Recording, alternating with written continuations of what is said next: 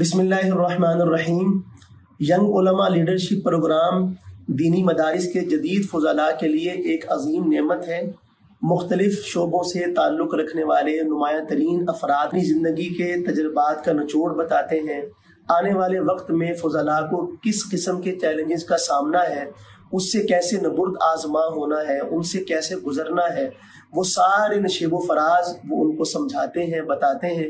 बिलखुसूस इस सारे सिलसिले के बानी हज़रत शेख जहांगीर महमूद साहब दामद बरकातुहू, वो जिस दिल सोजी फ़िक्रमंदी के साथ, जिस दर्द तड़प और लगन के साथ इस प्रोग्राम का एहतमाम करते हैं, वो लायक दाद भी है, लायक तहसीन भी, और फुज़ला उनसे बहुत कुछ हासिल कर सकते हैं जो आने वाली ज़िंदगी में उनके लिए हमेशा कारआमद रहेगा।